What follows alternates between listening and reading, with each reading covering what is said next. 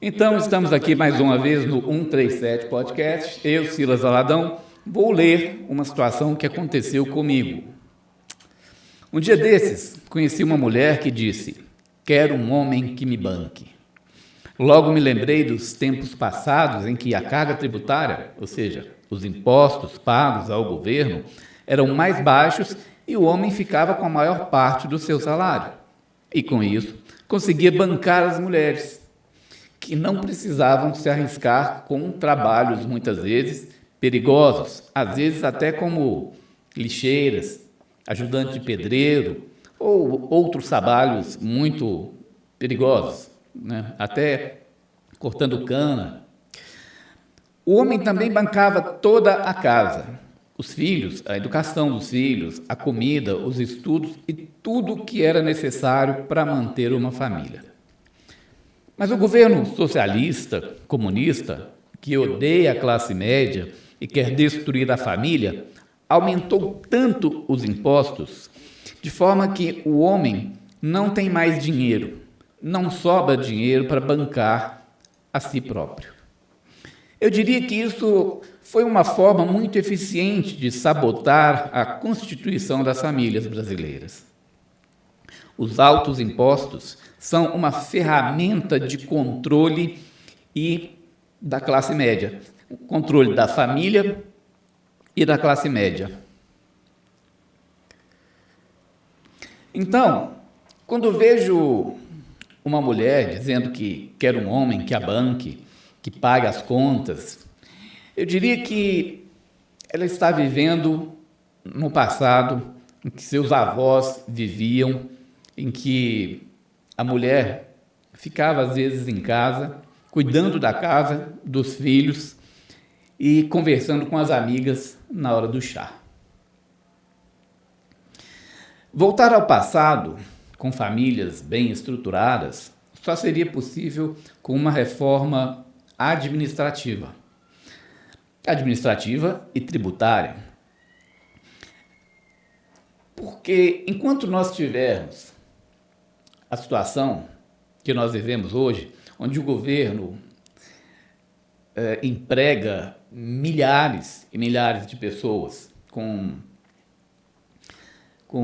cargos, às vezes inúteis, né, que não resolvem coisa nenhuma, nós não teremos condições de ter famílias estáveis. Hoje, a metade ou mais da metade do trabalho, ou do trabalho, do salário do trabalhador, fica com o governo, não com quem trabalhou. Esse foi o mecanismo mais eficiente que os comunistas criaram para destruir o homem provedor e pai de família, e que gerou várias gerações de pessoas solteiras, desempregadas e dependentes de bolsas. Essas bolsas que são eficientes mecanismos de prisão mental, psicológica e financeira. No podcast vamos discutir as consequências desse mecanismo: a violência doméstica, a violência urbana, os roubos, furtos, assaltos, as dívidas, os divórcios, as mães solteiras, a desestruturação familiar, a instabilidade econômica e a incapacidade de sustentar a casa, mesmo que o homem e mulher estejam trabalhando. Também, como consequências, temos as drogas, os mendigos e a morte prematura de milhões que morrem sufocados por esse mecanismo comunista. Então, eu queria fazer esse debate, e o Salatiel está aqui comigo, e nós vamos falar das consequências desse mecanismo que já há décadas foi implantado aqui no Brasil e que gera hoje, por incrível que pareça, muitas pessoas não sabem, 80 milhões de solteiros. Nós temos no Brasil 80 milhões de solteiros. Essas pessoas, elas não conseguem, com o salário que ganham, comprar uma casa, comprar um apartamento, para sobreviver, para construir uma família bem estruturada.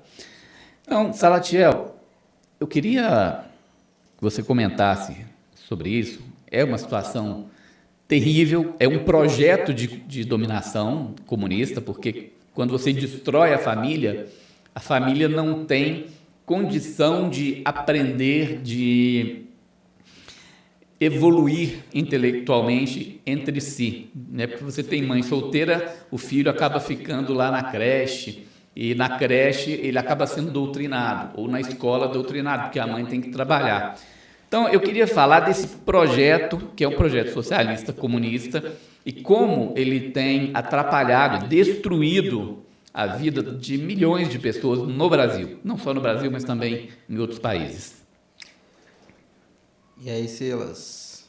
Tudo jóia? Vamos lá. Eu acredito que esse projeto que você citou é uma coisa que realmente tem acontecido, né? Hoje as pessoas não casam mais, não querem saber de relacionamento. E quando casam, vira um relacionamento desestruturado, já que dinheiro manda muito se o relacionamento vai ser saudável ou não. E cada dia que passa, a gente está vivendo esse problema. Mas a grande questão que a gente deve falar, ou talvez ponderar, colocar nesse assunto é como a gente pode resolver esse problema? Politicamente, socialmente, mas eu vou dar meu ponto de vista, faço essa abordagem, né? E vou dar meu ponto de vista.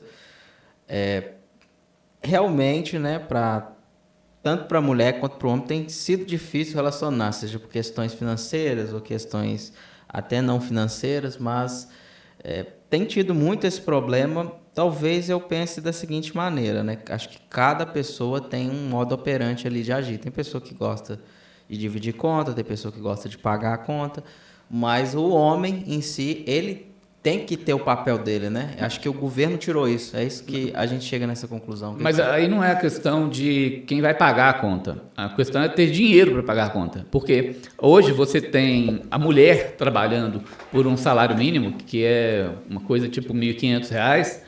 O homem trabalha com salário mínimo de R$ 1.500. Você vai no supermercado, compra uma sacolinha de coisas, gasta R$ 100, R$ 150.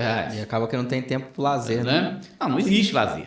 Aí acaba vivendo um relacionamento, só os dois ali dentro de casa, e não tem, acaba. É um relacionamento que o cara não consegue fazer uma viagem uma vez por ano. E cai na rotina, não é isso?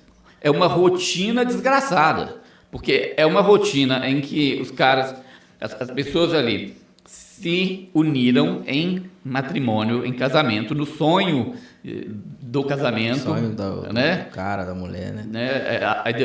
Ideologizaram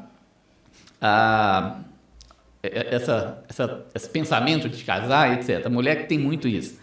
Mas quando vê a realidade, quando o cara chega dentro da casa, que ele vê, tem que pagar a conta de aluguel, a conta da luz, a conta da água, a conta do telefone...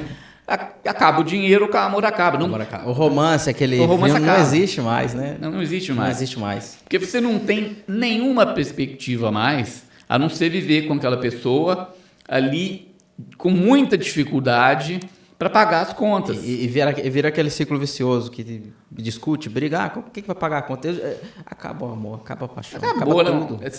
Se um deles perder o emprego, acaba o casamento. Por isso que o casamento hoje tem sido cada vez mais interessante para todo mundo, né? É um dos casos, né? Ele é interessante, as pessoas querem se casar. Elas querem ter relacionamento. Biblicamente falando, né? O casamento sempre vai existir. O casamento sempre vai existir. As pessoas querem ter alguém como ajudador, né, que é um termo bíblico. O homem tem uma ajudadora. Só que, hoje em dia, isso está difícil de construir. E nós não percebemos que isso foi construído de propósito. E esse é o tema do texto que eu escrevi, porque as pessoas acham que essa problemática que a gente vive hoje, com brigas, porque falta dinheiro, o homem, no papel de homem, né, que você falou, que deveria ser um cara provedor, que ele gostaria de ser o cara provedor, mas ele vai trabalhar e ele ganha tão pouco que quando ele chega em casa, já tem problema da conta para pagar, a mulher já reclama, eu tenho filho, e tem um monte de dificuldade, que o cara, às vezes, ele vai para a bebida, ou vai para as drogas. E aí você tem um número crescente de drogas, né, de violência, inclusive contra a mulher, né, porque vai gerando conflitos e tal. Então, quando eu vejo esse pessoal socialista falando é porque temos que defender as mulheres contra a violência do homem, porque o homem é violento. Não, o homem não é violento. Eles criaram uma situação em que geraram violência e discórdia na família. Porque você tem hoje muitas mulheres que também matam homens.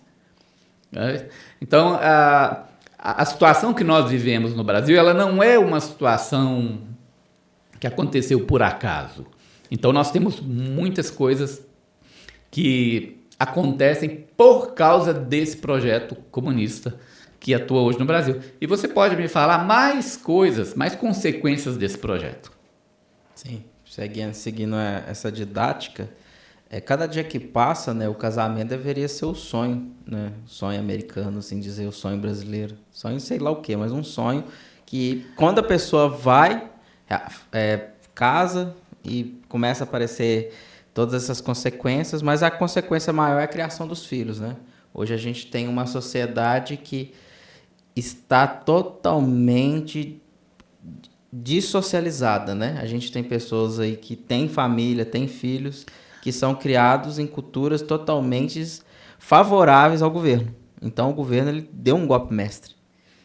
Ele deu um golpe, né? E esse projeto ele já é desde do século XVI, com Antônio Gramsci preparando esse negócio. Mas, Silas, essa ignorância toda gera um ciclo vicioso, porque se isso está acontecendo, isso vai acontecer repetidamente enquanto as pessoas não acordarem para o senso de política. Porque é tudo política, né?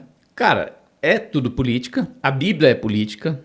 É tudo sobre política. A religião é política. É tudo política. Agora, as pessoas acordarem, elas podem acordarem aprendendo. E não é sobre votar em uma pessoa específica, né? Não é sobre voto que a gente está falando aqui agora. Não, não é sobre voto, porque o cara, para ser eleito, ele fala qualquer coisa. Ele mente, né? É, claro. Você tem que ver sobre o caráter daquela pessoa, sobre a vida daquela pessoa, porque não naquilo que ele está falando ali na televisão, seja lá onde for. Você tem que ver a índole dela desde a infância. Senão você vai votar mal. Agora, como é que se resolve isso? Eu não vejo solução para isso no Brasil. Não vejo uma solução fácil. Nós temos as eleições chegando aí. Vai vir o Carlos, filho do Bolsonaro.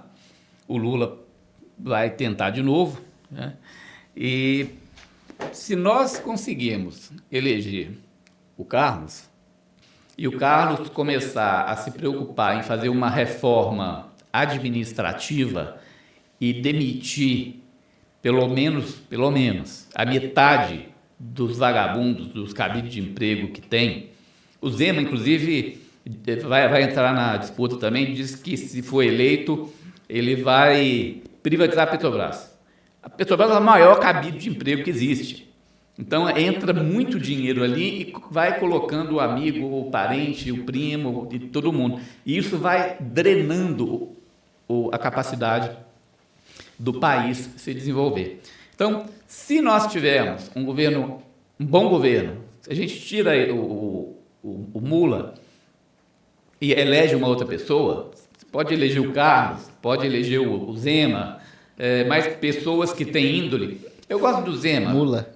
Né? Eu gosto do Zema porque o Zema ele é um cara mineiro, ele tem um estilo mineiro e é um cara que foi criado com a avó, criado com a família, criado com todo mundo ali, e ele sabe a importância da família. Agora, o Flávio, vai ser o candidato, o Flávio Bolsonaro, ele também é um cara de família, porque o Bolsonaro também é um cara de família, né? Por isso que ele falou muita bobagem durante a campanha, porque ele foi criado, né, daquela forma, meio às vezes agressiva, né, e foi ruim. Às vezes as pessoas viram nele um estilo indesejável, né? Mas nós não estamos falando de pessoas. Nós estamos falando da índole da pessoa, de como ela foi criada.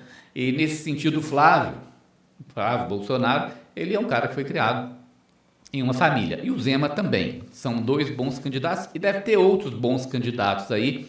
Mas o importante é que a gente resolva essa questão socialista, de dominação socialista no Brasil, para que as reformas sejam feitas. Você faz a reforma administrativa, demite a vagabundagem toda, começa a sobrar dinheiro e aí consegue fazer uma reforma tributária, não essa reforma tributária que estão fazendo agora, que é para aumentar imposto.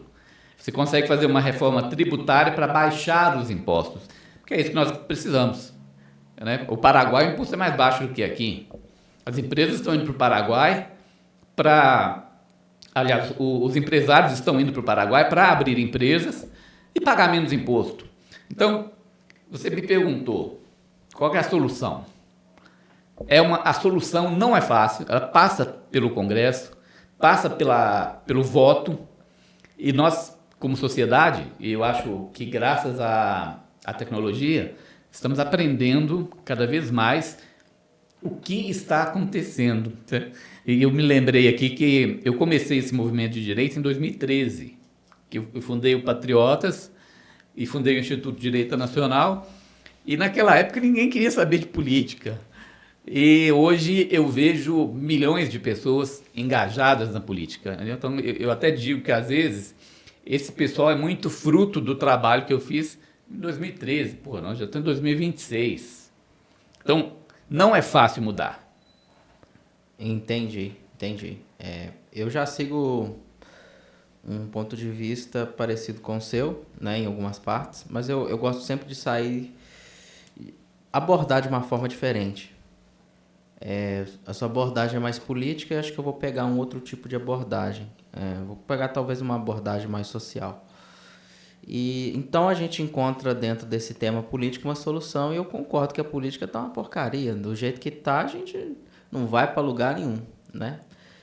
E eu acho que, socialmente falando, há uma solução. Como é que faz? A pessoa casou, está ali com despesa financeira, vai criar filhos com despesa financeira e acaba por isso mesmo. Se não mudar a política, o casamento acaba. Porque tem que ter uma solução que não seja somente a política, porque a política vai demorar a se resolver. O que a gente poderia falar para as pessoas que estão agora vivendo um casamento prejudicado financeiramente e ao estarem prejudicados financeiramente, estão prejudicados como casais? Nesse exato momento que a gente está conversando aqui, com certeza vai assistir algum casal, seja um corte nosso no Instagram, o podcast completo, que está sofrendo um casamento agora por problemas financeiros. Existe uma solução para isso que não seja a política? Porque a política vai demorar a se resolver. Não, eu não vejo solução que não seja a questão política. A menos que... Você pega a Venezuela, pega o caso da Venezuela. Cuba também. O povo está passando fome. Você vai resolver como? Mandando o cara para a igreja? Fazer uma oração? Não tem jeito, não adianta isso. Você tem que resolver a coisa politicamente. Porque o dinheiro ele tem que deixar de ir para o Estado. O Estado é um problema. O governo é um problema. O dinheiro precisa deixar de ir para o Estado e ficar na mão do trabalhador. Eu entendi.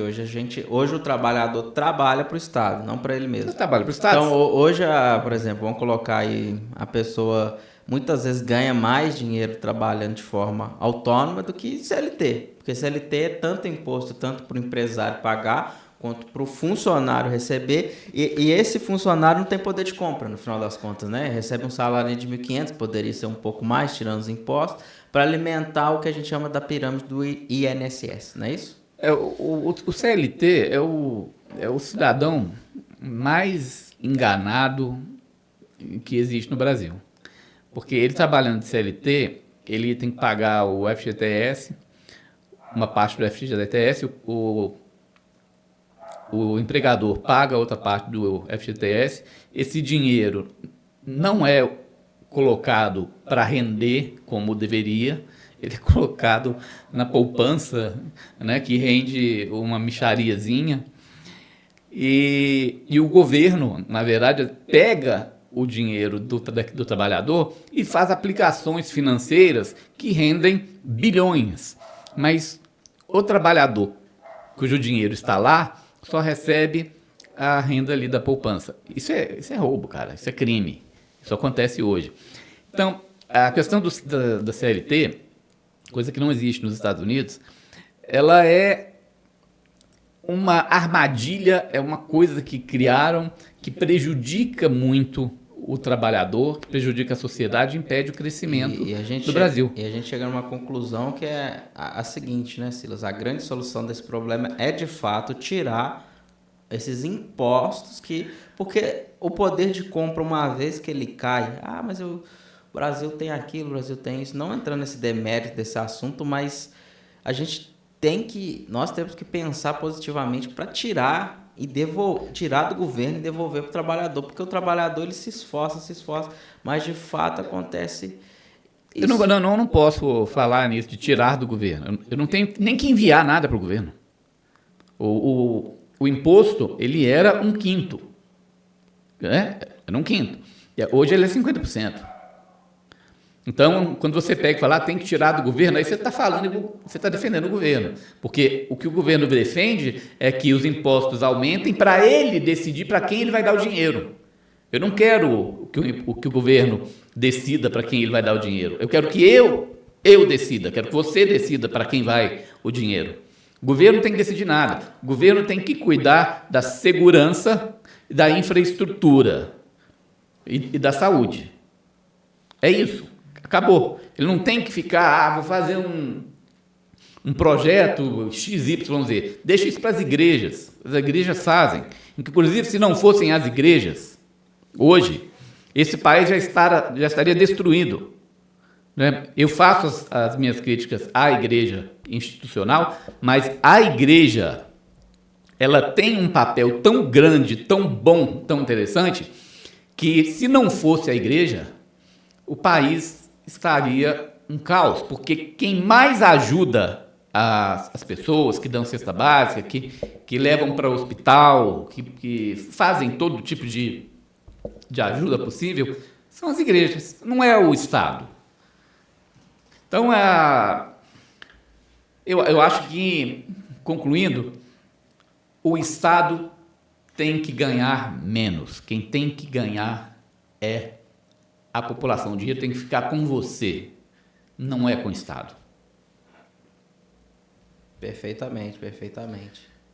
E assim a gente chega na conclusão que enquanto o poder de compra do cidadão brasileiro, CLT, seja lá o que for, tiver sendo rompido, né, sendo exonerado, seja de pouco em pouco pelo governo, que a gente sabe que é muito, né? A gente vai ter disrupção familiar, né? A gente vai ter aí cada vez mais pais de família que não conseguem, às vezes, bancar a casa, bancar o relacionamento, homens que não conseguem bancar, né? Nem que seja o namoro ali. E aí a gente chega a um fato conclusivo, né? Que, infelizmente, é somente assim que poderemos resolver. Rapaz, o negócio é tão ruim que, de vez em quando, inclusive o Zeca Moreno está aqui do lado, e ele pode confirmar comigo que muitas vezes, o Zeca Moreno trabalha com Uber, e muitas vezes, me fala, o Zeca, muitas vezes tem mulher pagando Uber para homem. Você encontra isso? Olha, encontra sim, viu?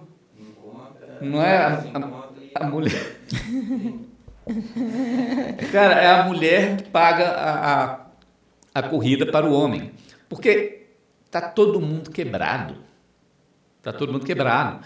Então, o que nós estamos vivendo no Brasil hoje, com muita dificuldade, e que as pessoas estão segurando, né, é essa desgraça socialista, comunista, que destruiu a Venezuela, destruiu Cuba e que está aqui no Brasil, e nós estamos tentando expulsar como se expulsa demônio, porque aquele povo ali é tudo satanista.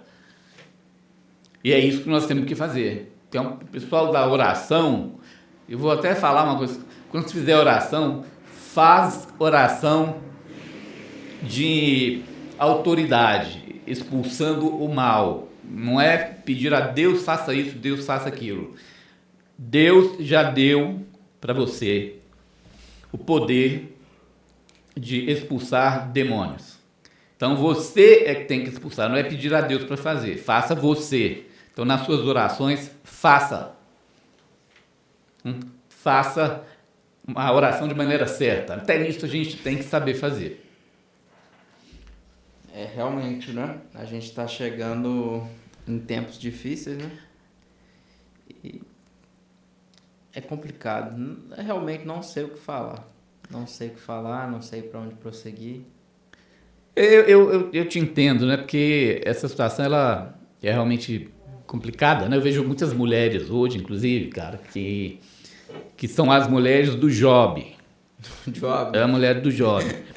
Que você pega nas redes sociais e é um negócio que aconteceu muito lá em Cuba, aconteceu na Venezuela, que a mulher, quando começa a perder emprego, né? Porque hoje tem um salário mínimo, mas quando não tem mais salário mínimo, perde o emprego, aí a mulher vai para o Job, ou seja, ela se torna prostituta para trocar, para vender o corpo a troco de uns trocados, de umas migalhas.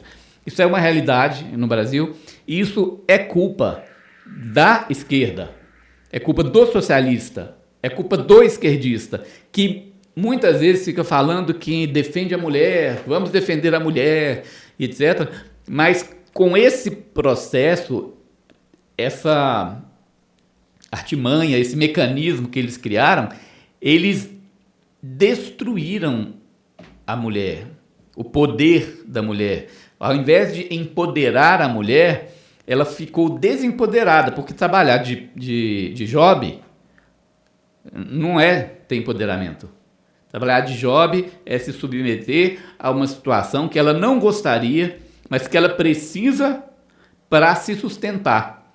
Porque se nós fôssemos defender as mulheres, inclusive como a direita, o pessoal de direita defende, é de que elas tenham um bom emprego e paguem as próprias contas.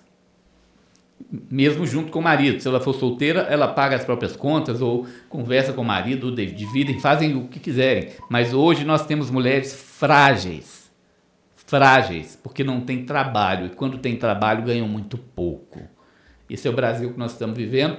Esse é o texto que eu escrevi para a gente meditar. E a mulher está cada vez mais fragilizada nessa sociedade, tanto quanto o homem, né? Mas talvez um pouco mais, né? O homem também. Porque a mulher acaba que ela tem pouco, né? Esse poder de trabalho, às vezes é menosprezada.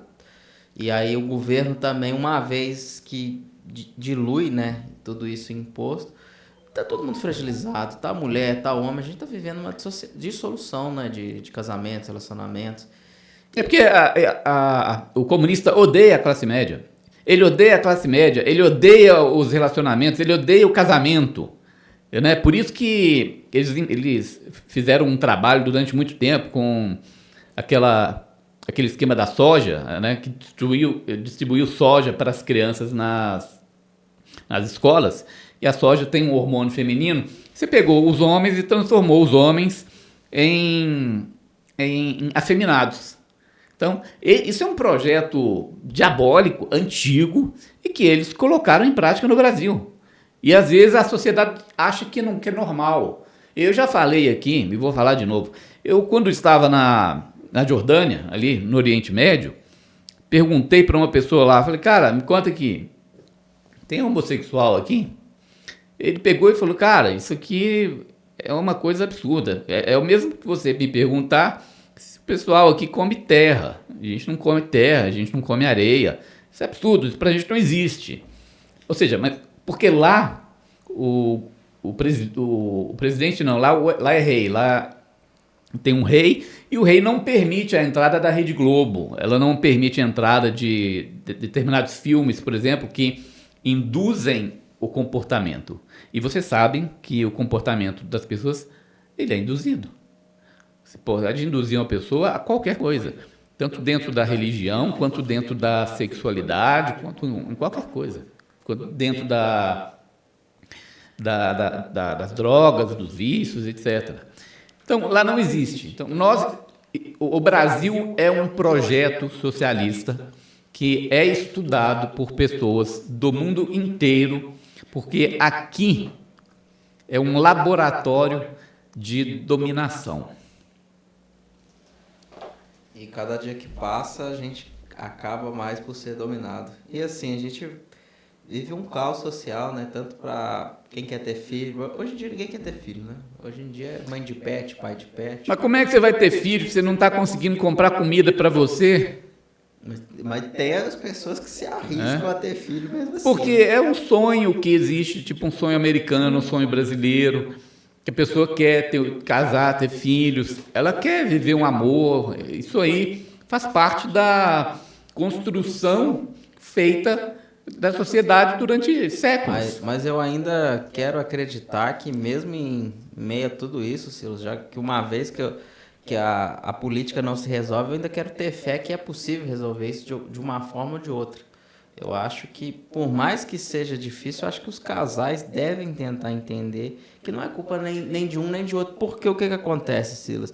Nessa jogada aí, um casal culpa o outro, quando na verdade não é culpa de nenhum. A gente está num país de... Aí você está falando de conscientização, né? É. Aí esse podcast, ele pode servir e serve para expor a situação que está acontecendo, que essas pessoas, esses casais foram colocados e não sabem. Que não é culpa nem de um nem de outro. Eles estão, ou seja, não é culpa nem de um nem de outro. Eles estão colocados nessa armadilha e colocados para brigar. Para brigar. E o jeito dessa armadilha não funcionar, eles entenderem que estão dentro dela.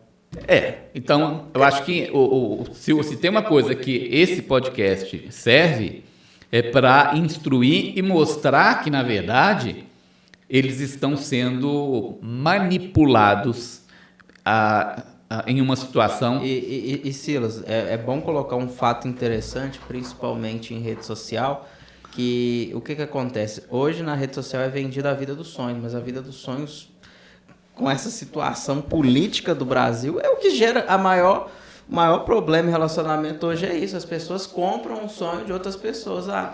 Vamos supor o seguinte, vê o Zeca Moreno ali numa praia com a esposa dele. Mas eu quero estar na praia também. Cara, então, tem isso. Tem isso. Mas eu não vejo no Instagram muitas pessoas com casal. Eu vejo muita gente sozinha ali no Instagram. Então, até nisso no Instagram você percebe, né? Que eu uso pouco. Mas eu vejo pessoas sozinhas ali no Instagram. São 80 milhões de solteiros. Então, o Zeca Moreno é solteiro. O Zeca Moreno trabalha com Uber. É solteiro. Mas está querendo arrumar uma namorada. Está querendo arrumar uma namorada. Como é que ele vai arrumar uma namorada se o dinheiro que ele ganha é pouco e não consegue comprar uma casa? Então, você pega e fala comigo, nós temos que resolver isso. Amigo, são 80 milhões de solteiros. Nós não conseguimos resolver isso em 10 anos. Não sei se consegue em 20 anos. O Brasil está ferrado. Sim, mas isso não pode ser o impeditivo final, você não acha? Ele pode, sim, com dificuldades. Mas eu penso de um lado de vista positivo. Eu acho que as pessoas têm que enxergar. Eu sei que a política está ruim, eu sei que as coisas estão erradas, mas se a gente pegar tudo isso e ainda pensar negativo e continuar canalizando aquele problema, eu acho que a gente não vai encontrar solução de forma alguma. Então, por mais que a gente cite essa situação difícil, essa questão, nosso objetivo final é conscientizar as pessoas que, mesmo com essas dificuldades, há uma saída. Não podemos fechar a porta mais importante que o ser humano tem, a esperança. Nós falamos da conscientização. Agora, se você pegar e ficar vivendo de esperança, a esperança ela está em Cristo. Agora, eu não vou ficar pensando na esperança sem ação. A esperança em Cristo é uma coisa. Agora, como nós estamos falando de ação, como nós estamos falando de ação, e estamos falando de política e de conscientização, aí sim, se eu pegar as pessoas, milhões de pessoas no Brasil, que começarem a entender que elas foram colocadas em uma arapuca e começar a mudar o voto, e na hora de eleger os caras, elas entenderem para que lado elas querem ir, aí muda. Silas, tem uma frase bíblica que eu acho que você conhece, todo mundo conhece. Não conformeis com o mundo, mas renovai, né?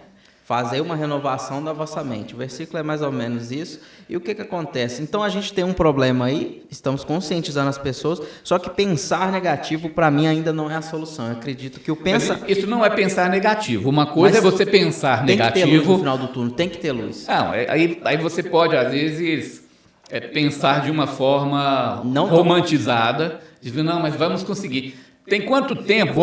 Mas, Silas, o engajamento é o seguinte, vamos conseguir mudar alguma coisa tem que ser mudada. Cara, esse pensamento, o povo da Venezuela, o povo de Cuba, está nesse pensamento tem mais de 50 anos. Aí você pega e fala, nós temos que ter um pensamento positivo.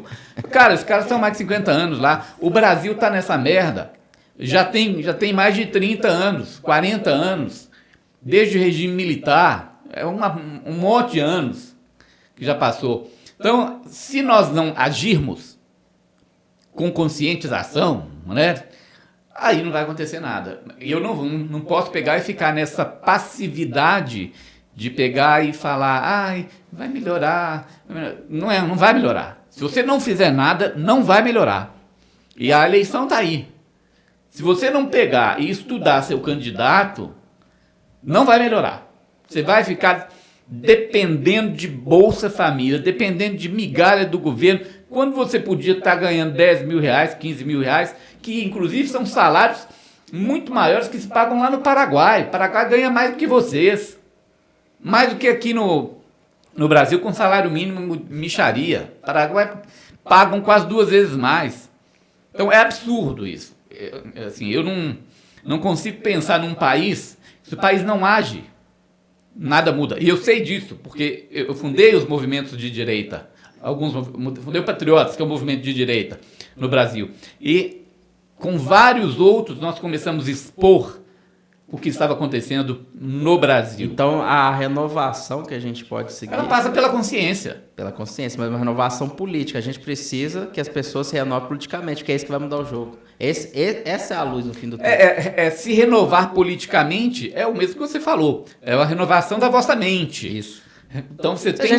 A gente tem que entender, todo mundo que está assistindo esse vídeo, que o cenário político do Brasil não é o ideal. Não estamos falando de nenhum político específico, mas se nós continuarmos nesse cenário político, uma coisa vai desencadear diversas outras. E que muitas vezes baseia-se no que a gente começou o nosso podcast. Um casamento falido. Uma família falida. Então, se o brasileiro não acordar, essa é uma das luzes no fim do túnel que eu gostaria de citar. Tem que acordar. A política do jeito que dá, não dá para ficar. Porque não é vantagem, Silas, termos uma sociedade desestabilizada. Eu sou muito a favor... É vantagem para a esquerda. Para a esquerda. Para o socialista é vantagem. É porque eles conseguem dominar. A ideia melhor que eu encontro é que todo mundo tenha, né, uma renda viável, mínimo. O rico... Nem todo mundo vai ser, mas seria muito interessante esse mundo perfeito, né? Claro que é o... Não, ninguém precisa ser... Não precisa ser todo mundo rico. Mas tem que ter o mínimo necessário. Como é que a gente anda na rua, por exemplo? Eu não vejo valor em ver pessoas passando dificuldade. Eu não tenho honra nisso, mas parece que existe um movimento político que tem honra em ver pessoas inferiores. É uma disputa de ego, vaidade. Não é isso. Não é isso. Não é o que é. Não é isso. É uma questão de domínio. Para você conseguir dominar a sociedade, você precisa... enfraquecer aquela sociedade que pensa. Quem pensa hoje? É a classe média. Então você pega e começa a cobrar tantos impostos da classe média que a classe média já não consegue mais estudar. A classe média que antes estudava, que fazia faculdades e lia muito, que conhecia filosofia, etc., ela passa a diminuir. E aí você passa a não ter pensadores. Eu vi um vídeo, Silas, que antigamente, né, não sei se era pior, melhor, eu acredito que não sei, mas eu vi um vídeo que as pessoas liam mais antigamente, né? Hoje elas leem menos. Falavam mais português mais adequadamente, tinha ali não sei se eu estou errado, mas o que você acha? Você acha que é meu ponto de vista que os brasileiros deveriam ler mais, estudar mais, mas só que a gente tá num cenário onde é romantizado não estudo. É romantizado a pessoa... Sei lá, hoje é romantizado uma tornozeleira. Ele é uma tornozeleira. O cara foi preso, tá com parabéns. Então, assim, o Brasil está seguindo totalmente o caminho errado. Isso aí você tem algumas situações que são situações culturais, né? A gente está falando de cultura. Esse mesmo projeto socialista que começou há muitas décadas, ele, desde o início, ele começou a tirar algumas matérias das escolas. Por exemplo, filosofia foi retirado, educação moral e cívica foi retirado, o SPB foi retirado, a aula de religião foi retirado. Então, o aluno ali na escola, ele passou a aprender apenas português, matemática, biologia e algumas matérias ali para ele servir de mão de obra. Ou seja, é o escravo. O socialismo, ele é escravista. Porque quando ele tira as matérias, o estudo que gera pensamento, que leva a pessoa a pensar, ele pega e constrói, ele transforma as pessoas em escravos. E é isso que nós temos hoje. Então você pega e fala, o cara romantiza a tornozeleira eletrônica, ou romantiza o funk pornográfico, que é uma coisa absurda. A Globo fez isso várias vezes e faz isso várias vezes. Quando eles fazem isso, eles estão fazendo para escravizar a população, intelectualmente escravizados e também financeiramente escravizados, dependendo de governo socialista, como acontece em Cuba hoje, que não tem dinheiro para nada, Venezuela também não tem dinheiro para nada, Coreia do Norte também, as pessoas se matam, o cara se vangloriando, dizendo que os soldados dele que foram lutar na Ucrânia, que eles se mataram para não ser capturados, que eles são heróis. Isso é estupidez, isso é loucura. Nós estamos vivendo num mundo de gente doida. Então, a população precisa entender isso, e aqui cabe um apelo aos pastores: parem de ficar ensinando ou se fazendo de coach. Ensinem o evangelho. Ensinem o que é verdadeiro. Você tem lá os livros de Salomão que estão cheios de filosofia, de ensinamento, de sabedoria, e vocês não ensinam. Fica lá só no ensinozinho do vai melhorar e do tá tudo bem. Então, há um problema social que, inclusive, a igreja, enquanto pastores, que eu elogiei a igreja agora há pouco, e agora eu estou criticando os pastores que, ao invés de ensinar o evangelho, ficam fazendo coach lá, das palhaçadazinhas lá, para o povo achar graça. A gente não quer isso. Evangelho é uma coisa séria. Então, eu acho que é por aí. Perfeito, perfeito. Então, a gente pode concluir, né, esse podcast com a frase: renovai a vossa mente em todas as áreas. Não somente em áreas específicas, mas em todas as áreas. E eu acho que a gente tem que trazer para as pessoas essa renovação de política, porque já não é mais sobre um político específico. Não é isso que eu penso hoje. Eu acho que é sobre a política de forma geral. Qual o caminho, qual cultura a gente quer seguir, né? Não, a população, ela não entra nessa, qual cultura quer seguir. Nós temos no Brasil a população cristã. Né? Agora, você pode perguntar qual política nós devemos seguir. Vamos continuar com o presidencialismo ou vamos para o parlamentarismo? Eu iria para o parlamentarismo, porque aí não tem o presidente, ele é um cargo lá, uma função de presidente, e os parlamentares pegam, quando o presidente, como executivo, está fazendo merda, eles pegam e falam, esse cara está fazendo merda. Se nós estivéssemos hoje no parlamentarismo, o Lula seria demitido. O Lula seria demitido, qualquer um seria demitido. Então, eu quero um Brasil parlamentarista. Nós vamos agora, temos as eleições no final desse ano, e eu quero que nós consigamos eleger pessoas de direita, tanto no Senado quanto no Executivo, para que, posteriormente, a gente comece a trabalhar para transformar o Brasil em um país parlamentarista. Eu cansei de ficar depositando esperança em figura, seja no Lula, seja no Bolsonaro, seja em quem for. Nós precisamos de colocar um sujeito lá que a gente demite quando a gente quer. É isso. Mas vamos terminar o nosso podcast. A gente já falou muito, né? Já esgotamos esse assunto. E é um assunto rico, é uma realidade da sociedade.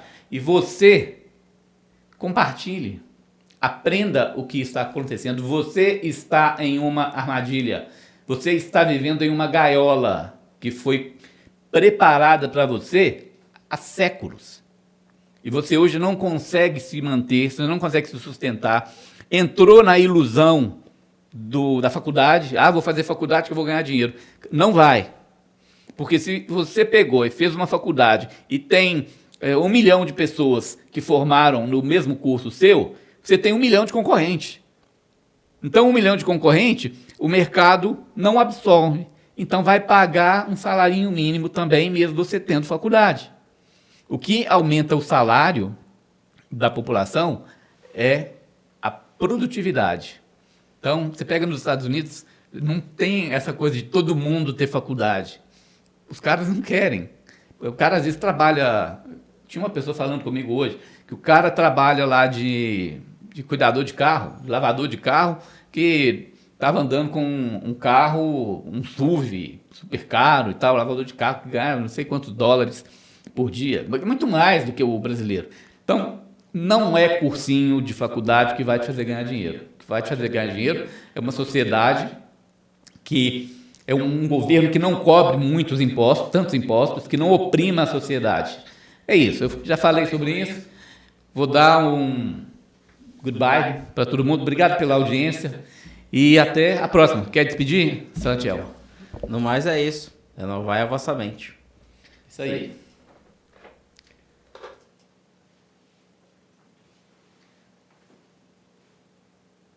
Continua falando, pô.